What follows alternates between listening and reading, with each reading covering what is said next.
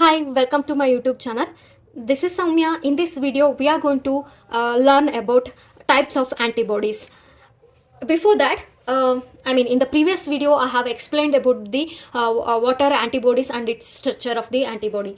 So, if I had to give a quick recall, antibody is defined as a protein that is produced by B lymphocytes in response to the presence of an antigen, and this antibody is globulin in nature, and it is called as immunoglobulins. Okay, and these immunoglobulins forms the 20% of the total plasma proteins, and the antibodies enters almost all the tissues of the body, like all the tissues, like there are many tissues, right, like epithelial tissue, muscle tissue, whatever it is. So it is going to enter all the types of the tissues of the body. Now moving on to the types of antibodies. Antibodies are differentiated, or you can say there are 5 different types of isotopes. Means there are 5 different varieties in antibodies, and this is classified based on the on the basis of their H chains.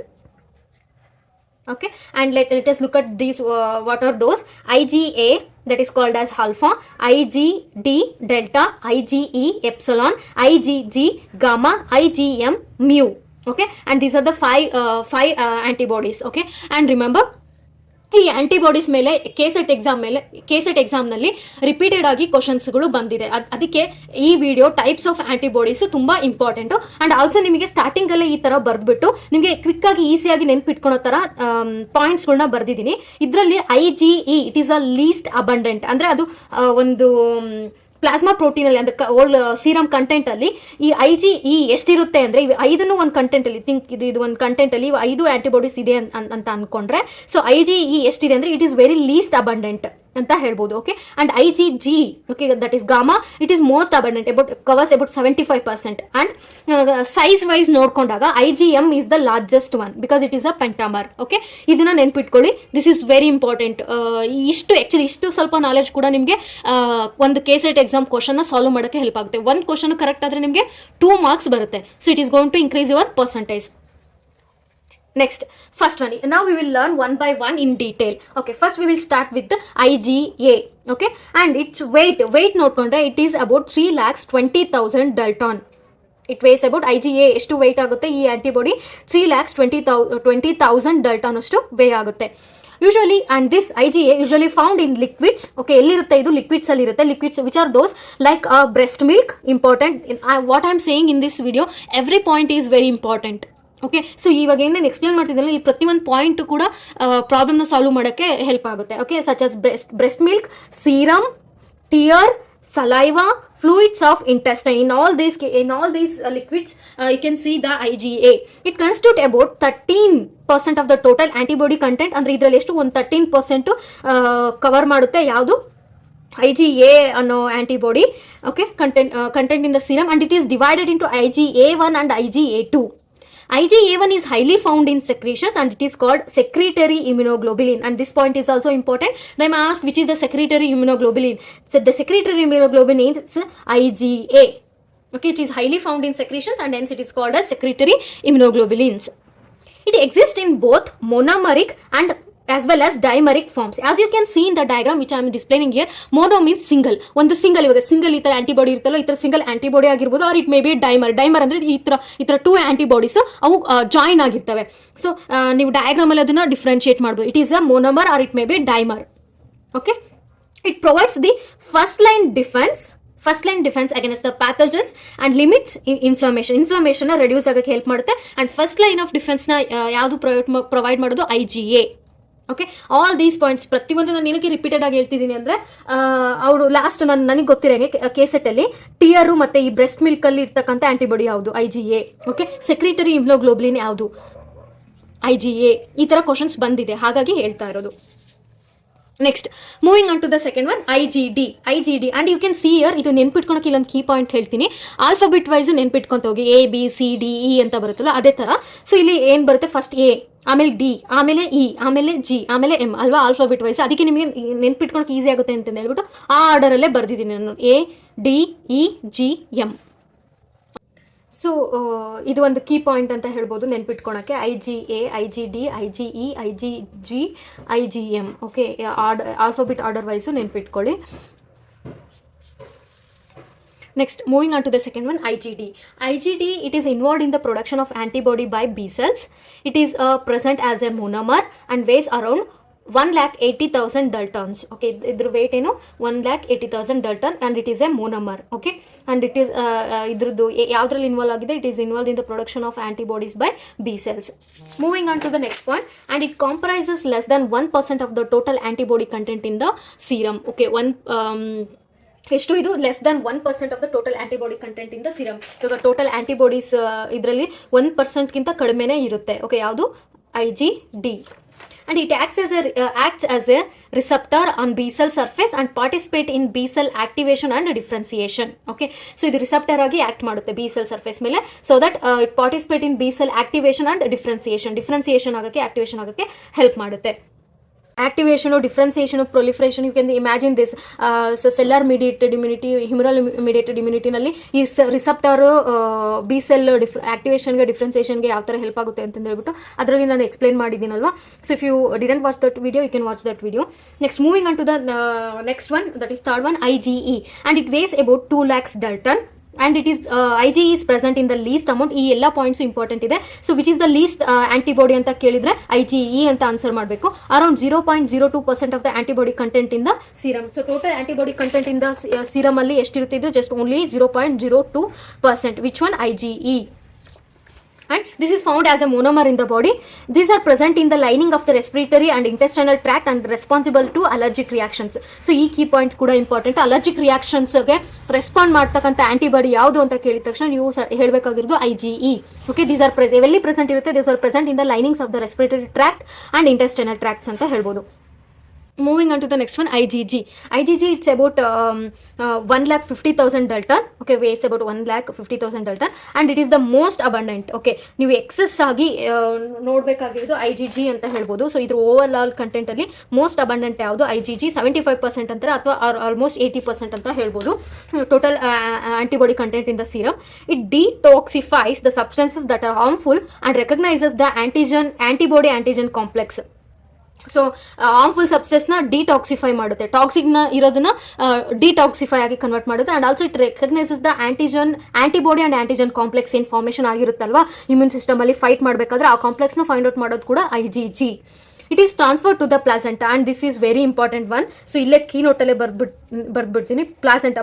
ಪ್ಲಾಸೆಂಟನ ಮಗು ಮತ್ತು mother ಮತ್ತು child ಮಧ್ಯೆ ಇರ್ತಕ್ಕಂಥದ್ದು ನಾವು ಕನೆಕ್ಷನ್ಗೆ ನಾವು placenta ಅಂತ ಹೇಳ್ತೀವಲ್ಲ, ಆ ಒಂದೇ ಒಂದು antibody which is able to transfer ಅಂತ ಹೇಳಿದರೆ ಅದು IgG. Okay, so it is transferred to the placenta through the fetus and it protects the infant until its birth. Okay, birth ಆಗೋವರೆಗೂ ಅದನ್ನು ಪ್ರೊಟೆಕ್ಟ್ ಮಾಡೋ ಆಂಟಿಬಾಡಿ ಯಾವುದು ಅಂದರೆ IgG.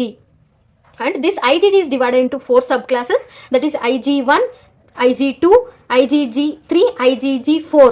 And among in these 4, IgG3 and G4 possess the ability to cross the placenta. Again, indefinite ಆಗಿ ಅದರಲ್ಲಿ ಮತ್ತೆ ಯಾವ ಅಂತ ಕೇಳಿದ್ರೆ G3 and G4 have the ability to cross the placenta in particular ಆಗಿ ಹೇಳೋದಾದ್ರೆ. And it facilitates the process of phagocytosis. This is also important and provides the immunity to the developing fetus, and it neutralizes the toxins and pathogens and offers the protection to the body. So ಯಾವ ತರ help ಮಾಡುತ್ತೆ? It has the ability to process the phagocytosis ಅಂದ್ರೆ ಅದನ್ನ ಸೆಲ್ಲಿಂದ ಒಳಗಡೆ ತಗೊಂಡ್ಬಿಟ್ಟು ಆಂಟಿಜನ್ನ kill ಮಾಡುತ್ತೆ.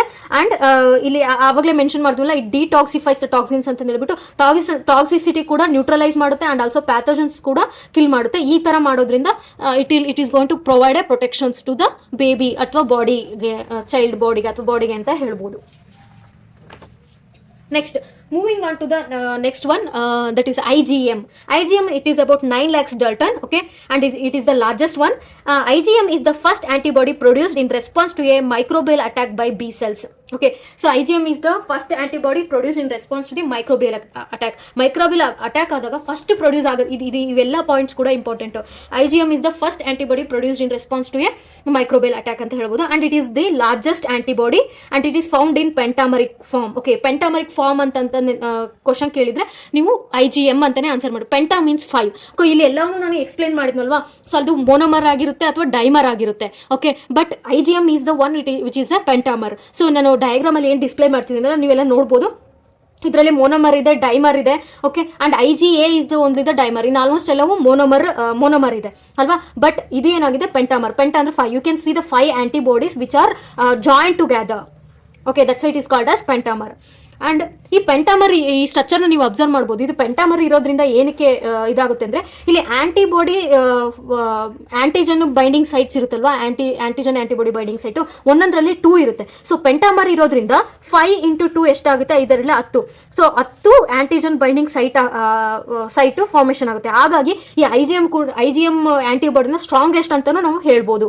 Okay, ಯಾಕಂದರೆ at a time 10 ಆಂಟಿಜನ್ಸ್ನ it can able to fight against them alva.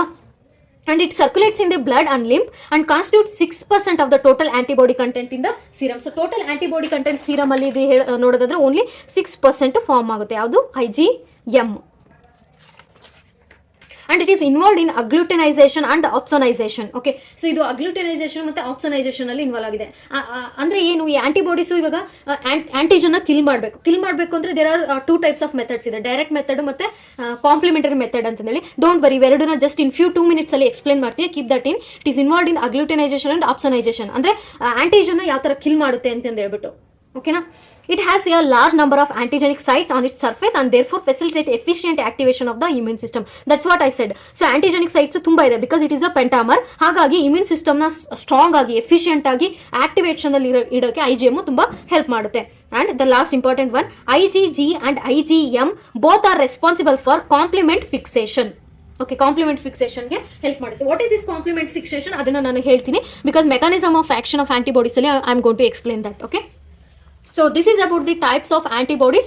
Now we will move on to the mechanism of actions of antibodies. ಇವಾಗ ನಮಗೆ antibodies ಏನಕ್ಕೆ ಪ್ರೊಡ್ಯೂಸ್ ಆಗುತ್ತೆ ಅಂತಂದ್ರೆ ಡೆಫಿನಿಷನ್ ಅಲ್ಲಿ ನಾನು ಹೇಳ್ಬಿಟ್ಟೆ. Antibodies are the one, these are the proteins that is produced by B lymphocytes in response to the presence of antigen. So antigen ಅನ್ನ kill ಮಾಡೋಕ್ಕೆ, ಡಿಸ್ಟ್ರಾಯ್ ಮಾಡೋಕ್ಕೆ ಇವು ಪ್ರೊಡ್ಯೂಸ್ ಆಗುತ್ತೆ. ಸೊ ಯಾವ ಥರ ಡಿಸ್ಟ್ರಾಯ್ ಮಾಡುತ್ತೆ ಅನ್ನೋದು ಕ್ವಶನ್ ಮಾರ್ಕ್. ಸೊ ಯಾವ ಥರ ಡಿಸ್ಟ್ರಾಯ್ ಮಾಡುತ್ತೆ ಅಂತ ಹೇಳ್ಬಿಟ್ಟು ನಾವು ಇವಾಗ ಅದನ್ನು ಕಲಿಯೋಣ. So the antibodies that protect the body from invading organisms, nothing but antibodies. They are going to kill in 2 ways, by direct actions or through the complement system.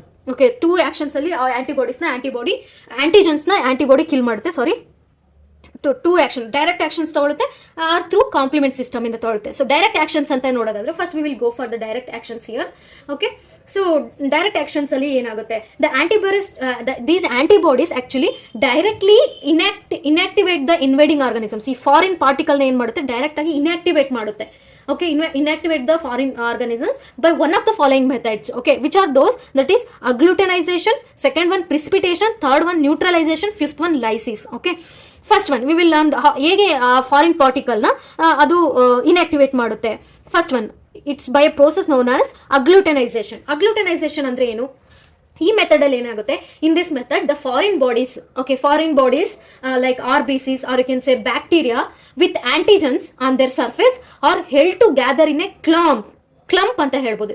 To gather in a clump by the antibodies. ಈ antibodies ಎಲ್ಲ ಏನು ಮಾಡುತ್ತೆ, ಅಗ್ಲೂಟಿನೈಸೇಷನ್ ಅಂದರೆ ಈ ಥರನೇ process ಆಗೋದು. ಏನೇ antigen ಇರ್ತಕ್ಕಂಥ ಬ್ಯಾಕ್ಟೀರಿಯಾ ಇರುತ್ತೋ ಅಥವಾ RBCs ಆಗಿರ್ಬೋದು, ಒಟ್ಟು ಫಾರಿನ್ ಸಬ್ಸ್ಟೆನ್ಸಸ್ ಅದರಲ್ಲಿ ಆಂಟಿಜನ್ ಇದ್ರೆ ಏನು ಮಾಡುತ್ತೆ, ಅವನ್ನೆಲ್ಲವೂ ಕ್ಲಂಪ್ ಆಗಿ ಇಟ್ಕೊಂಡ್ಬಿಡುತ್ತೆ. ಅದನ್ನು ನಾವು ಅಗ್ಲೂಟಿನೈಸೇಷನ್ ಅಂತ ಹೇಳ್ತೀವಿ. ನೆಕ್ಸ್ಟ್ ಸೆಕೆಂಡ್ ಒನ್ ಪ್ರಿಸಿಪಿಟೇಷನ್ ಅಂತಂದರೆ in this method the soluble antigens, okay, the soluble antigen toxins are converted into insoluble forms and then precipitated. ಇಲ್ಲೇನಾಗುತ್ತೆ, ಸೊ ಸಾಲ್ಯುಬಲ್ ಇವಾಗ ಆಂಟಿಜನ್ ಏನು ಅದು ಪ್ರಾಡಕ್ಟ್ ಇರುತ್ತಲ್ವಾ, ಅದು ಏನಾಗುತ್ತೆ, ಅವು ಸಾಲ್ಯುಬಲ್ ಇದ್ದರೆ ಅದನ್ನು ಏನು ಮಾಡ್ತಾರೆ, ಇನ್ಸಾಲ್ಯುಬಲ್ ಫಾರ್ಮ್ಗೆ ಕನ್ವರ್ಟ್ ಮಾಡಿ ಅದನ್ನು ಪ್ರಿಸಿಪಿಟೇಟ್ ಮಾಡುತ್ತೆ. ಪ್ರಿಸಿಪಿಟೇಟ್ ಅಂದರೆ ಅದನ್ನು ಗಟ್ಟಿಯಾಗಿ ಮಾಡಿಬಿಡುತ್ತೆ. ಸೊ ದಟ್ ಅದನ್ನು ಆಮೇಲೆ ಡೆಸ್ಟ್ರಾಯ್ ಮಾಡ್ಬೋದು, ಎರಾಡಿಕೇಟ್ ಮಾಡ್ಬೋದು, ಬಾಡಿಯಿಂದ ರಿಮೂವ್ ಮಾಡ್ಬೋದು. ಅದನ್ನು ನಾವು ಪ್ರಿಸಿಪಿಟೇಷನ್ ಅಂತ ಹೇಳ್ತೀವಿ.